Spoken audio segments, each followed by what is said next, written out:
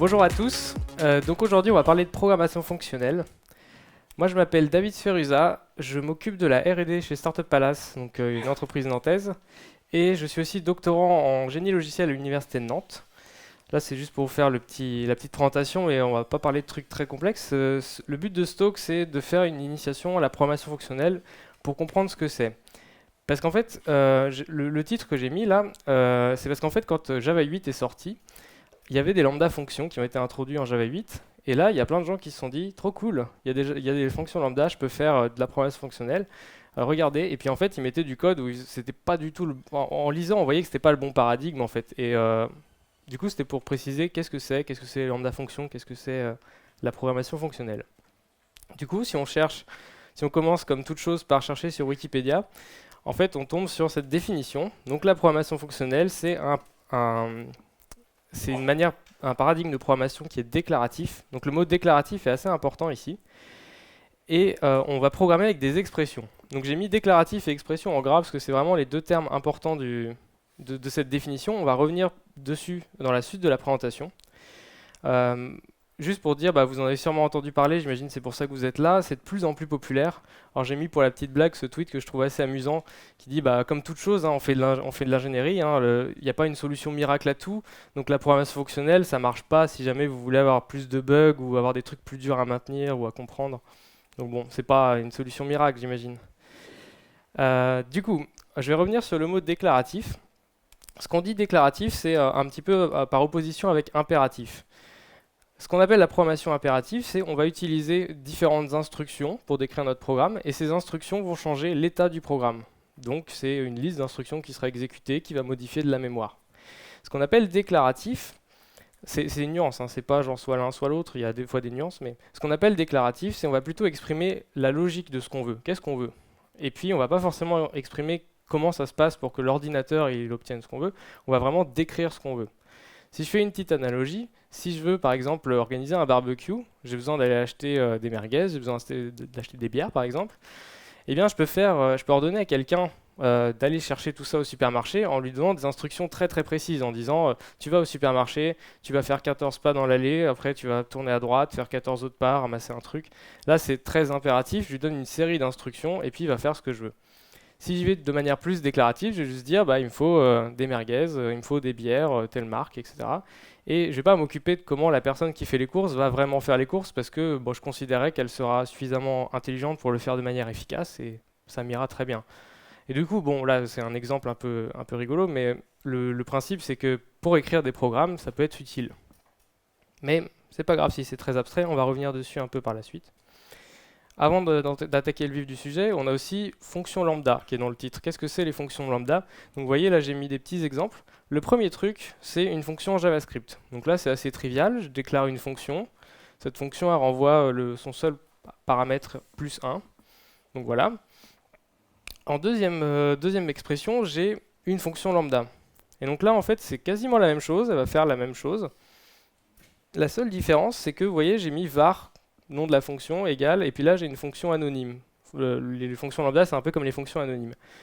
Et là où c'est vraiment différent, c'est que finalement, je peux manipuler la fonction comme si c'était une valeur du langage. Dans le premier cas, j'ai une sorte de structure du langage qui me permet de déclarer une fonction, mais dans le second cas, je déclare une variable et je lui assigne une valeur, et cette valeur est une fonction.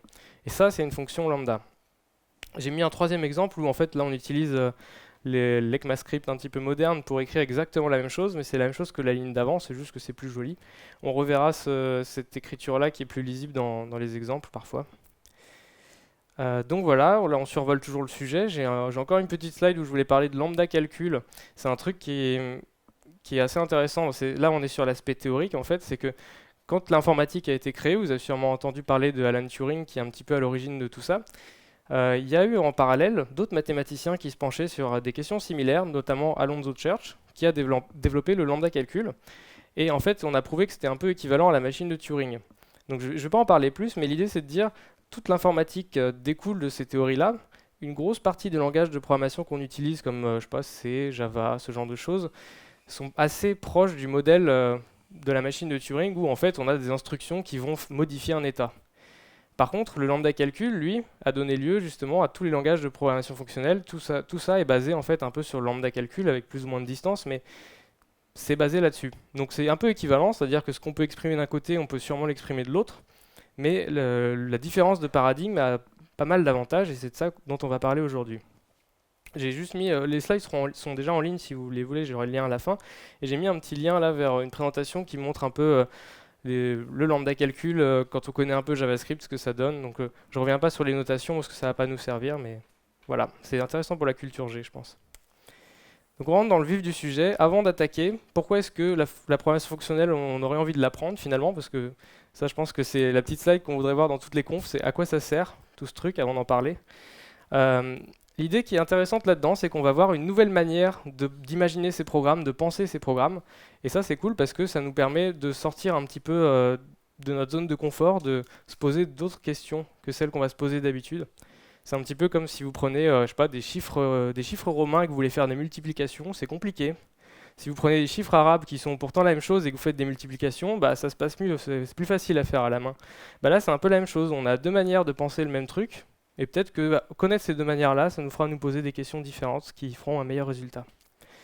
Et là, il y a une deuxième promesse, et ça, je l'ai vraiment vécu, c'est que si vous faites de la programmation fonctionnelle que vous apprenez, vous allez écrire du meilleur code, même dans des langages qui ne sont pas faits pour ça, même si vous faites du C ou du JavaScript ou je sais pas, parce que justement, vous allez vous poser ces questions-là alors que vous n'aviez pas besoin de vous les poser avant, en fait.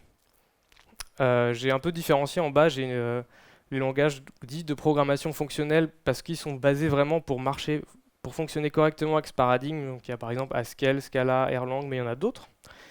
Et aujourd'hui, nous, on va se concentrer plus sur JavaScript. Comme ça, les exemples sont assez abordables parce qu'on peut faire pas mal de trucs de programmation fonctionnelle avec JavaScript et en tirer des avantages. Alors bien sûr, on ne pourra pas aller forcément embrasser le délire jusqu'au bout, mais on peut quand même faire pas mal de choses. Et ces choses-là, c'est ça. On a 4 trucs. Donc les noms, ils font un petit peu peur, hein. Transparence référentielle, fonction d'ordre supérieur, évaluation paresseuse ou immuabilité. Il faut retenir aussi que tout ça a été développé par des mathématiciens. On connaît leur capacité à mettre des noms qui font peur aux trucs qui sont parfois pas si compliqués finalement. Donc en fait, mon job aujourd'hui, ça va être de vous montrer que c'est pas si compliqué, que les noms, ils font juste un peu peur. Comme ça, vous pourrez après vous la péter quand vous sortirez vos noms, genre fonction d'ordre supérieur, en soirée. Il y a une soirée ce soir, vous pourrez parler de fonction d'ordre supérieur avec moi si vous voulez. Ce sera toujours cool. Donc on va commencer par le premier truc, transparence référentielle. Avant d'attaquer là-dessus, on a besoin d'introduire deux petits concepts qui sont assez simples. Là, on va parler de fonctions impures. Donc vous avez une fonction que j'ai définie là, qui s'appelle divide by 2, qui prend un nombre en paramètres, qui va ensuite récupérer la date courante, lancer un missile nucléaire à la date courante et renvoyer le nombre divisé par 2. Donc quand on lit ça, on a tendance à se dire ça va sûrement avoir des effets de bord observables sur le monde qui nous entoure. Et ce qui est dangereux avec ça, c'est que en regardant juste le nom de la fonction et ses paramètres, éventuellement sa valeur de retour, donc ce qu'on pourrait dire sa signature, on ne sait pas que ça va lancer un missile nucléaire. On ne sait pas trop ce que ça va faire.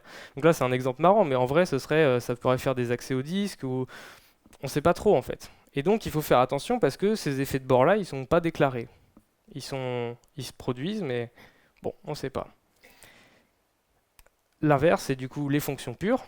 Donc là, j'ai une fonction super simple, mais qui prend un paramètre, qui renvoie une valeur, et qui ne va pas lire d'autres trucs de l'extérieur, ni écrire d'autres trucs à l'extérieur, et donc qui n'a pas d'effet de bord. Elle va toujours renvoyer le même résultat quand on lui donne les mêmes arguments. Ça, c'est hyper important, et c'est hyper cool. C'est que si une fonction pure, je lui donne les mêmes arguments, j'aurai le même résultat tout le temps. Il peut y avoir des problèmes après de la fonction ne termine pas, la fonction peut-être lève une exception, mais on pourrait considérer que les exceptions sont des effets de bord aussi. Mais si ça termine, en gros, j'aurai le même résultat. Donc là, j'ai mis un petit exemple assez simple, mais c'est plutôt cool. Pourquoi c'est cool, ces fonctions pures? Parce qu'en fait, si on utilise des fonctions pures, ça nous débloque ce qui s'appelle la transparence référentielle. La transparence référentielle, ça dit que si on a une expression donnée, elle est référentiellement transparente si on peut la remplacer par une valeur équivalente et que ça ne changera pas le comportement du programme.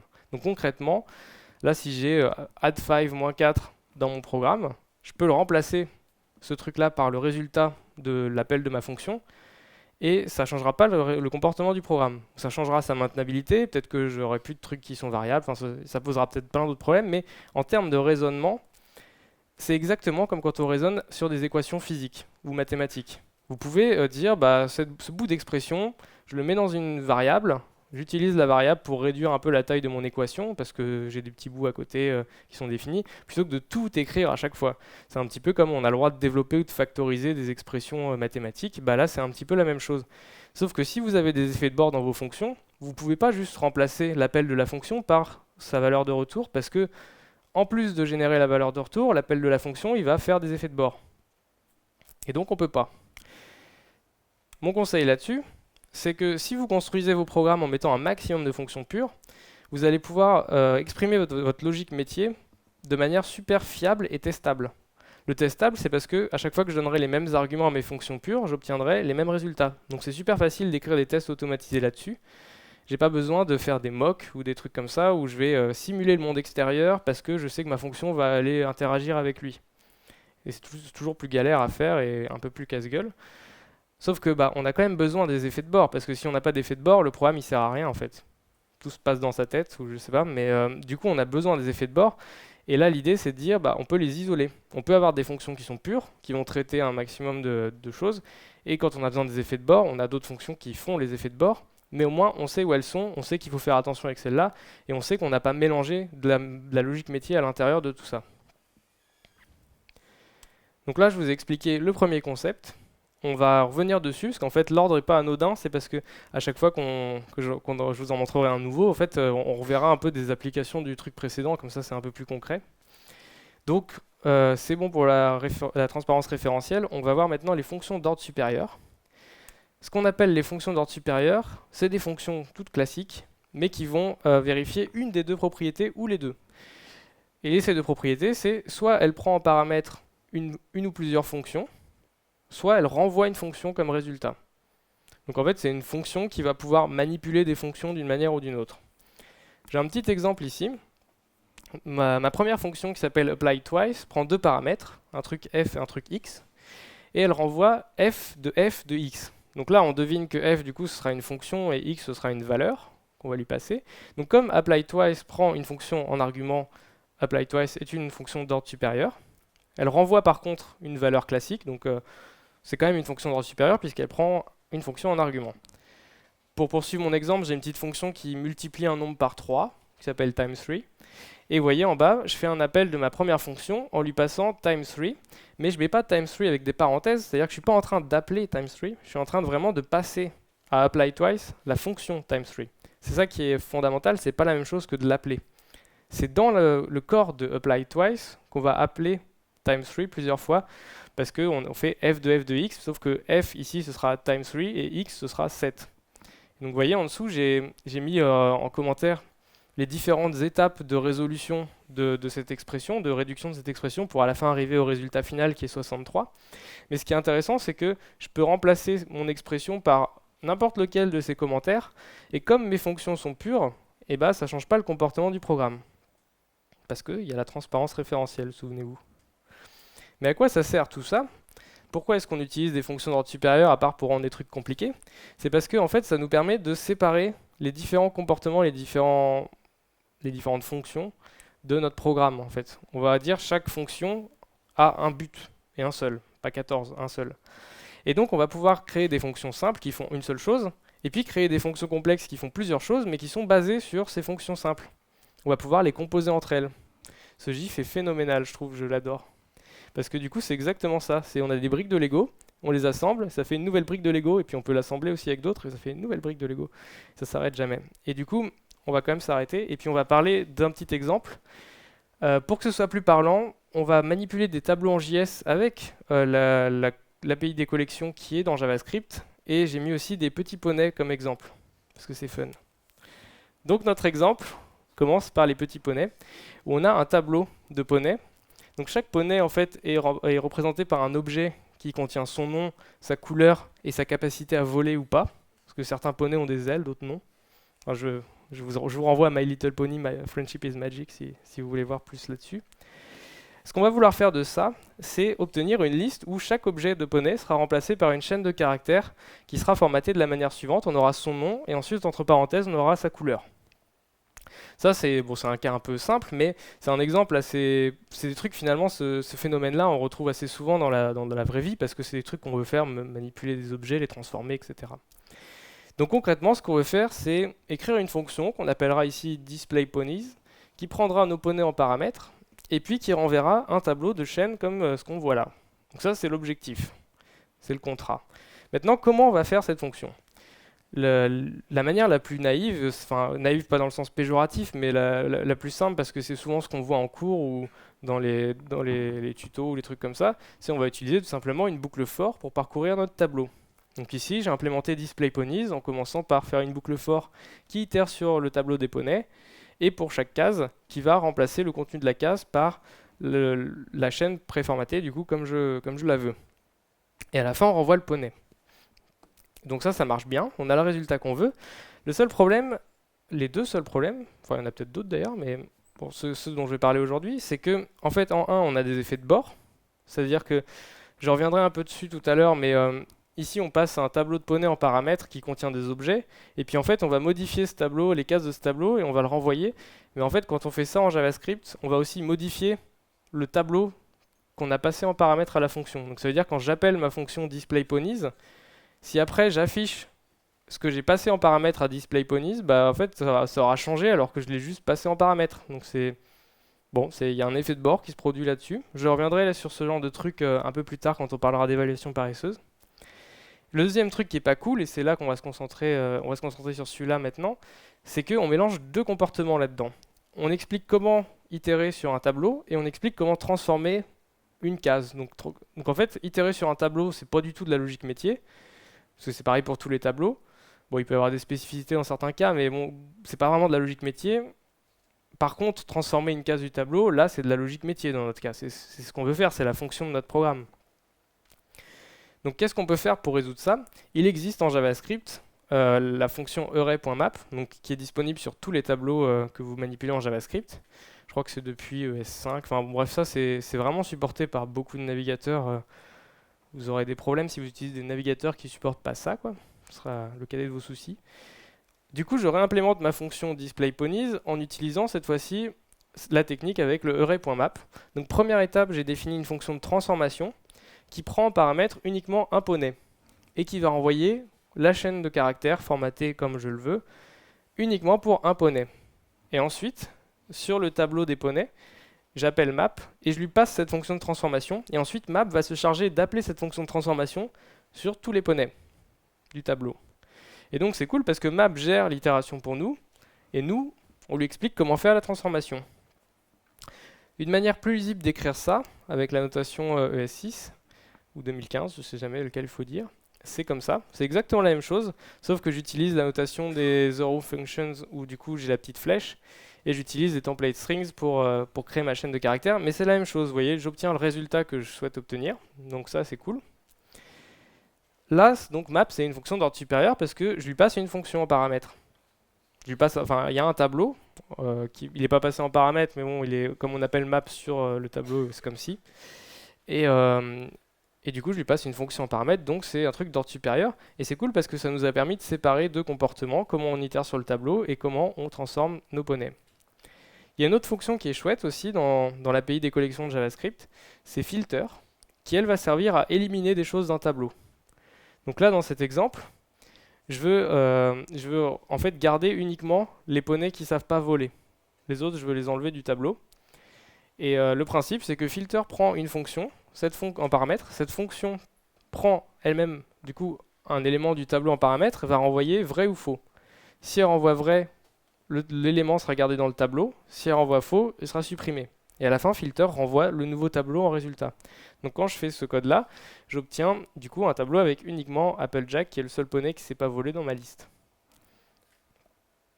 Ce qui est cool, c'est que comme filter et map renvoient à chaque fois un nouveau tableau, je peux les enchaîner. Donc là, par exemple, je décide de dire, je fais un filter où je garde uniquement les poneys qui savent voler, et ensuite j'utilise map pour transformer les objets qui représentent les poneys en chaîne de caractères, et j'obtiens du coup un tableau avec uniquement les deux poneys qui savent voler.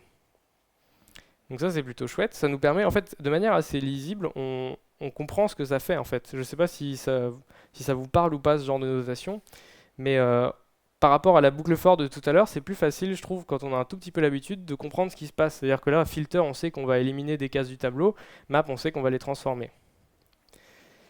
Il y a une troisième dont je vais parler, et puis après, je vais m'arrêter là-dessus, mais c'est reduce. Reduce, ce qui est intéressant, c'est qu'elle permet de faire des choses un peu plus générales, génériques. J'ai pris un autre exemple ici où j'ai 3 personnes, un tableau avec des personnes qui ont un nom, qui ont un âge, et ce que je voudrais faire, c'est additionner leurs âges. Ah bah, ça n'a aucun sens, hein, ça ne sert à rien dans la vraie vie, mais je voudrais la somme de leurs âges. Et là, je peux utiliser reduce de la manière qui est écrite juste en dessous. Reduce prend 2 paramètres. Le premier, c'est une fonction, et le deuxième, c'est une valeur. En fait, on va commencer par le deuxième, qui est la valeur. Ici, c'est 0, parce que c'est la première question à se poser, c'est si jamais mon tableau il est vide, qu'est-ce que la somme des âges, ça devrait renvoyer? Du coup, comme c'est une somme, on pourrait se dire, bah, s'il n'y a rien, c'est 0.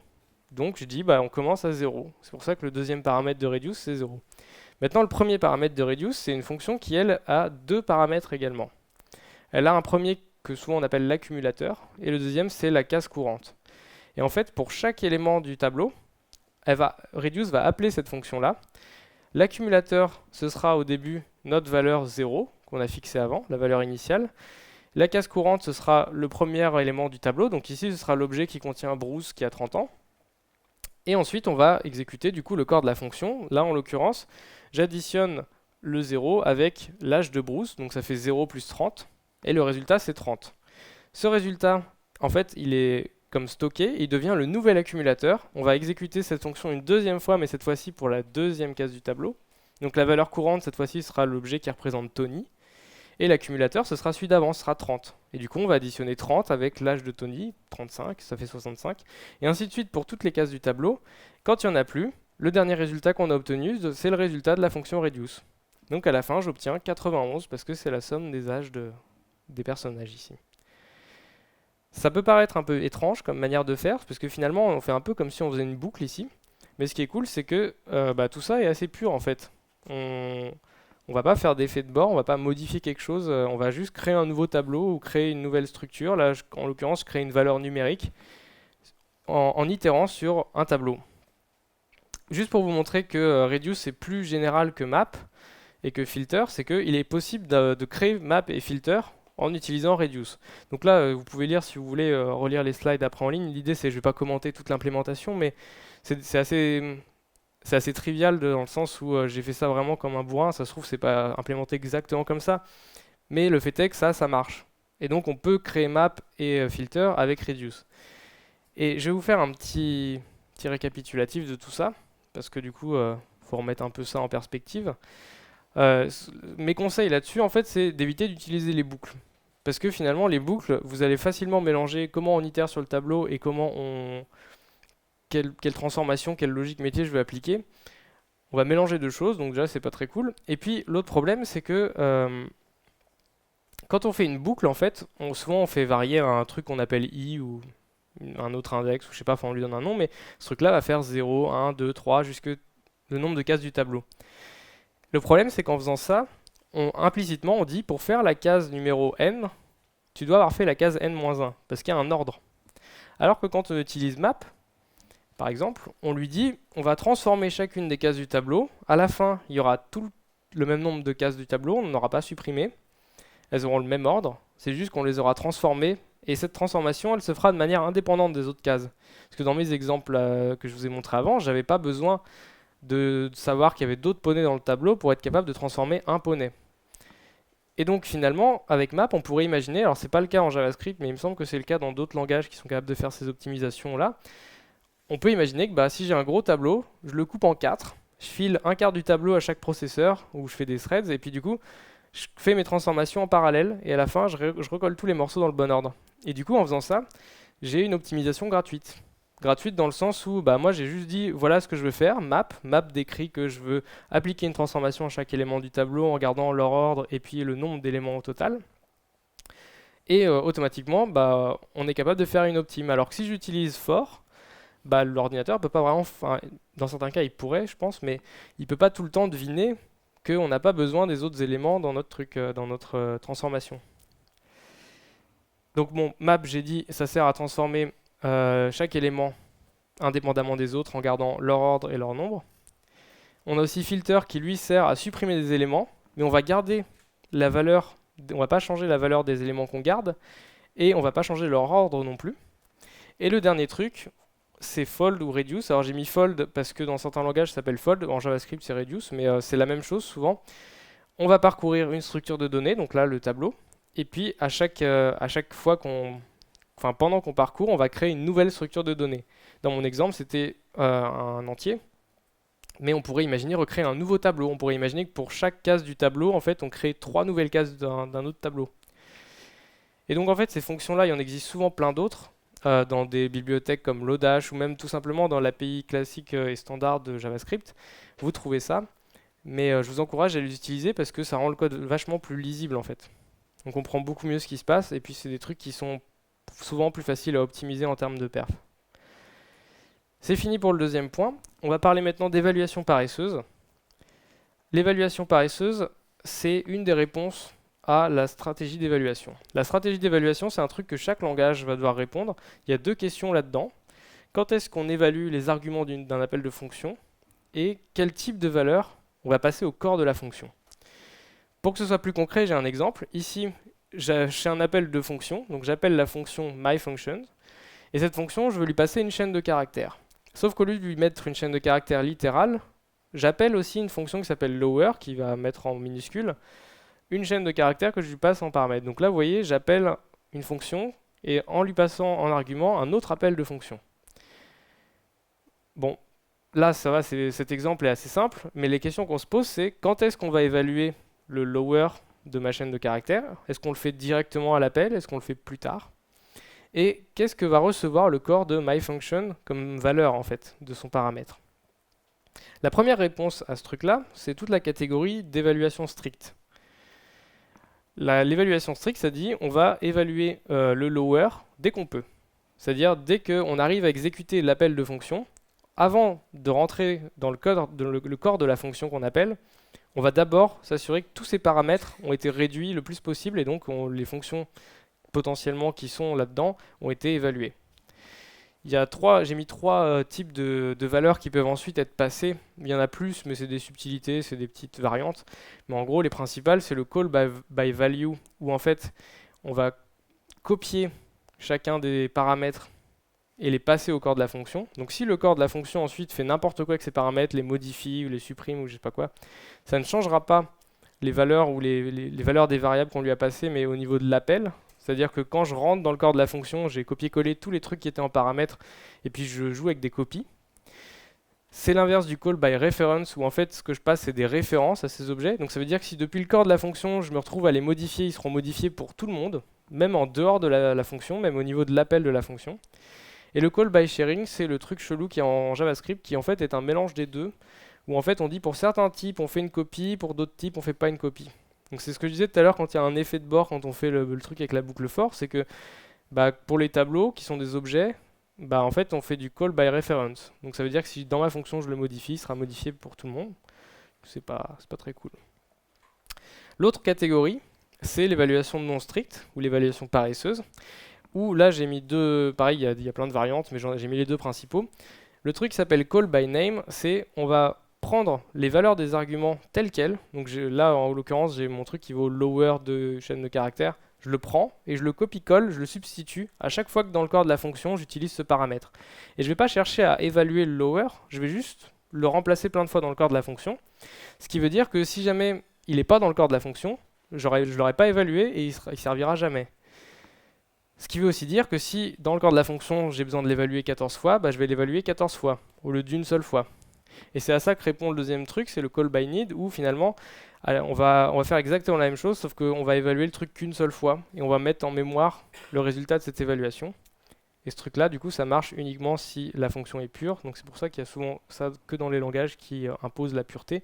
Parce que si je mets en mémoire un truc, le résultat de l'appel d'une fonction, mais que cette fonction elle faisait des effets de bord, on retombe sur le même problème que je vous expliquais tout à l'heure, c'est que je ne peux pas remplacer l'appel de la fonction par sa valeur parce que il y a des effets de bord qui ne seront pas faits. Donc ça ne marche pas. Bon là c'est un petit peu théorique tout ça. Pour résumer un peu, l'évaluation paresseuse, c'est on va essayer au maximum de ne pas faire les choses jusqu'au moment où il y en aura besoin. Et ce qui est cool, c'est que si on n'a pas besoin, bah, du coup, on n'aura pas eu besoin de les faire. C'est pratique. C'est ce que je dis à ma mère quand elle veut que je range ma chambre, mais du coup, bah, ça a jamais vraiment marché en fait. À quoi ça sert tout ça? On peut avoir des optimisations gratuites. C'est exactement ce que je vous disais, c'est que si jamais finalement j'ai pas besoin d'évaluer un paramètre parce qu'il sert pas, et bah je le fais pas. Mais du coup c'est cool parce que c'est gratuit comme optimisation, c'est pas moi qui a vérifié s'il y est ou pas. C'est plus maintenable, mais je vais pas détailler trop sur ces exemples-là parce que là du coup je préfère utiliser le temps pour vous montrer l'exemple. L'exemple que je voulais vous montrer utilise Lodash. Vous connaissez sûrement parce que c'est une bibliothèque en JavaScript qui est assez connue. Elle fait pas mal de choses. C'est une bibliothèque des fonctions utilitaires qui permet souvent de manipuler des données, des collections. Enfin, en tout cas, moi, c'est surtout pour ça que je l'utilise. Et c'est cet exemple-là que je vais vous montrer. C'est tout plein de fonctions qui servent à manipuler des collections comme des tableaux, par exemple. Et pourquoi je vous parle de ça maintenant? Parce que depuis la version 3 de Lodash qui est sortie il y a, je sais plus, un an et demi peut-être, ça utilise de l'évaluation paresseuse. Donc on va se faire un petit exemple, ce sera plus parlant. Ici, on a une liste avec des nombres. Donc ça, c'est tout simple, de 0 à 4. Ensuite, j'ai une fonction add1 qui prend un nombre et qui renvoie ce nombre plus 1. On va considérer que c'est un peu comme si ma fonction était pure là, mais vous voyez, j'ai quand même mis des console log, donc théoriquement, c'est pas pur parce que je fais des effets de bord. Mais ces console log vont me servir à tracer en fait quand est-ce que la fonction est appelée. Quand est-ce qu'on exécute des choses là-dedans. Et donc, vous voyez, le premier console log écrit le nombre plus 1. Et j'ai mis une petite condition, c'est que si le nombre est supérieur à 2, on peut imaginer que le calcul sera plus long, par exemple. C'est complètement arbitraire, j'ai choisi de faire ça, mais c'est pour dire si c'est un gros nombre, le calcul est un peu plus long. Et j'ai une deuxième fonction qui va vérifier si le nombre est plus petit que 3. Et pareil, elle va renvoyer du coup vrai ou faux, est-ce qu'il est plus petit que 3. Et elle va aussi écrire dans la console qu'elle s'est exécutée. Donc là, on a défini des trucs, maintenant on va les utiliser. Donc vous voyez en haut, j'utilise ma liste. Je vais faire map dessus, donc pour chaque élément de la liste, je vais faire un plus 1. Et ensuite, pour chaque élément du résultat, je vais vérifier est-ce qu'il est petit ou pas.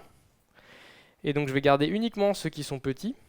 Et ensuite, je vais garder les deux premiers de ce truc-là.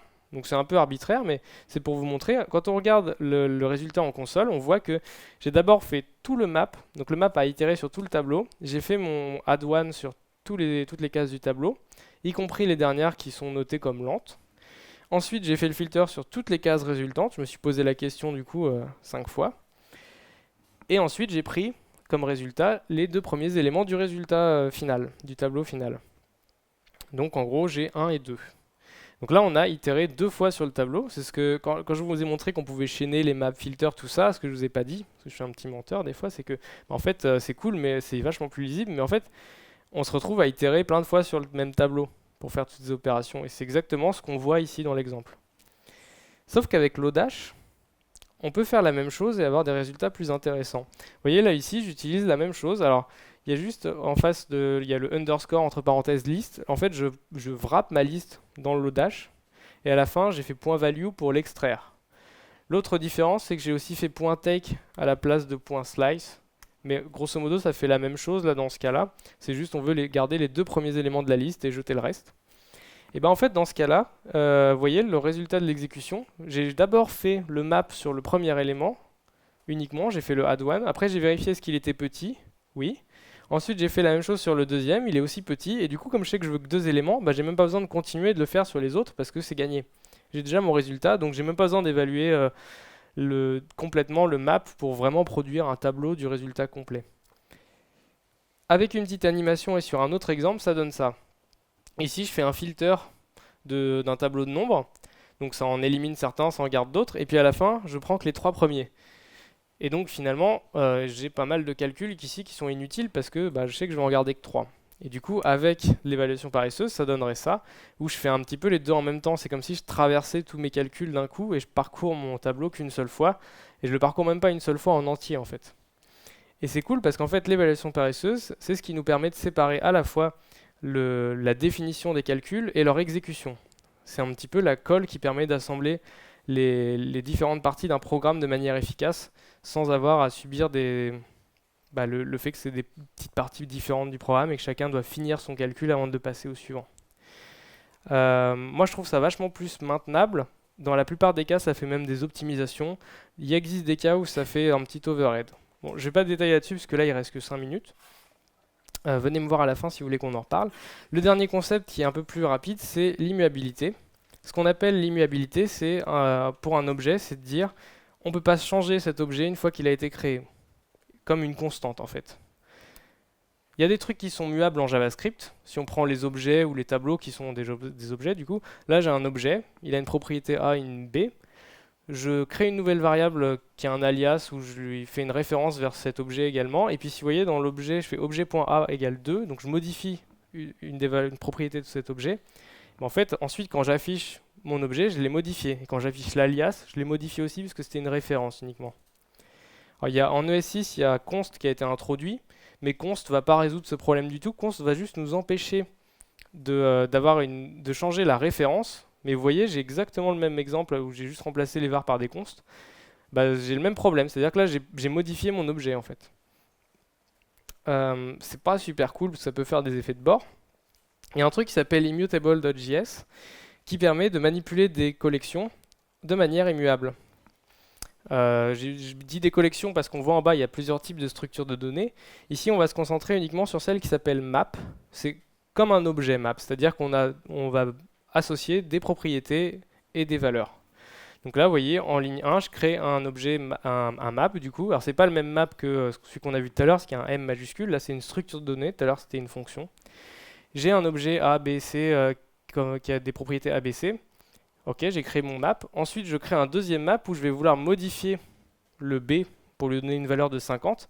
Mais en fait, l'API m'empêche vraiment de le modifier. Ce que je peux faire, par contre, c'est comme le copier et obtenir un nouvel objet qui, lui, a cette valeur de modifier. Et donc, vous voyez, le 1, map 1 n'a pas changé. Le map 2 a bien la valeur de 50. Et si je refais la même chose avec map 3 et que je redonne à partir du map 2 la valeur de B à 2, et ben, j'obtiens la même chose que le premier truc. Donc en fait, on est capable à chaque fois, au lieu de modifier un objet, on le copie et puis on a une version modifiée, une copie modifiée. Ce qui est cool, c'est que ça veut dire que quand je lis une référence, donc un nom de variable dans mon code, je sais que ça correspond à une valeur. Ça ne pourra pas changer dans la suite du programme parce que je l'ai modifié, ce sera tout le temps la même chose. Et ça, c'est assez chouette, ça réduit pas mal d'effets de bord qu'on peut faire avec des modifications d'objets comme ça. C'est pas mal si on fait de la programmation concurrente aussi, mais je ne vais pas rentrer dans le détail. Et on pourrait se dire, ouais, mais c'est pas très performant tout le temps de copier des objets comme ça à chaque fois qu'on veut les modifier, c'est pas cool. Il y a certains runtime qui sont capables de faire des optimisations assez cool. Si vous prenez uniquement l'arbre qui est en noir, donc celui qui est à gauche, j'ai un arbre, et là je me dis, ok, je veux rajouter un nœud enfant à f. Donc je vais être obligé finalement de modifier la case f.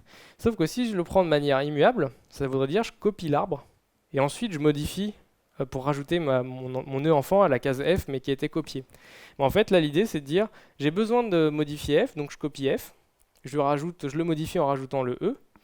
Ensuite, f, le nouveau f, il faut que je l'associe à g, mais du coup, je vais devoir modifier g, donc je vais aussi copier g, et je vais associer le nouveau g au nouveau f, et pareil, jusqu'en remontant tout en haut de l'arbre, et à la fin, vous voyez, toute la partie bleue, c'est ce qui a été rajouté, donc j'ai juste copié un bout de l'arbre, mais la partie noire, elle existe toujours, je n'y ai pas touché, je ne l'ai pas copié. Et je fais des références vers cette partie noire. Donc mes deux objets ils sont complètement entremêlés, ce qui est super casse-gueule si on se dit bah ouais mais si le truc noir il est modifié, bah du coup ça marche plus. Et ben en fait ce qui est cool c'est que c'est immuable, donc le truc noir on sait qu'il sera jamais modifié. Donc ça marche. Ça c'est pour répondre à la question souvent sur les performances. Donc petit conseil pour clôturer cette petite partie. Utilisez const parce que même si je vous ai dit que ça ne résolvait pas le problème de l'immuabilité des objets, c'est quand même vachement cool parce que ça rend le code plus lisible, on sait qu'on va pas faire n'importe quoi avec les références. Si vous ne pouvez pas utiliser let, si vous ne pouvez pas utiliser var, mais bon, var c'est un peu en dernier recours.